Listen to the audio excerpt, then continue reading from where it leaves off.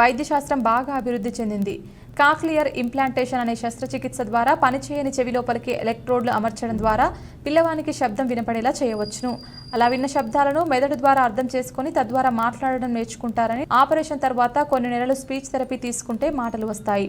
అయితే 5 సంవత్సరాల లోపు చేసినచో బిడ్డలకు ఈ ఆపరేషన్ చేయడం ద్వారా మేలు కలుగుతుందని, సమస్యని సంవత్సరం లోపు కనుక గుర్తించినట్లయితే ఆరోగ్యశ్రీ స్కీమ్ సహాయంతో బైలేటరల్ కాక్లియర్ ఇంప్లాంట్ శస్త్రచికిత్స ద్వారా 2 చెవులకి ఒకసారి చేయవచ్చును.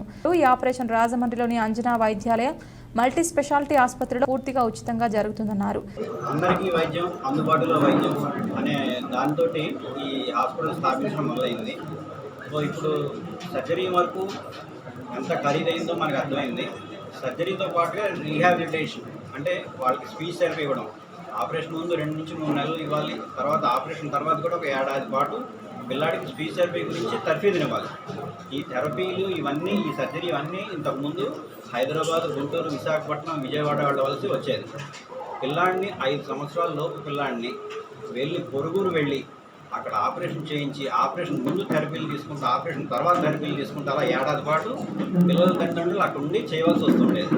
దానికి ఎంతో వ్యయ ప్రయాసాలన్నీ ఉండేవి. వాళ్ళు ఎక్కడున్న వాళ్ళ వృత్తులు వదిలేసుకుని అక్కడికి వెళ్ళడం, అక్కడ ఖర్చులు ఇవన్నీ భరించడం, ఇవన్నీ పిల్లలు సుదూర ప్రాంతాలకు వెళ్ళాల్సిన అవసరం లేకుండా మన దగ్గరలో జరుగుతున్నాయి.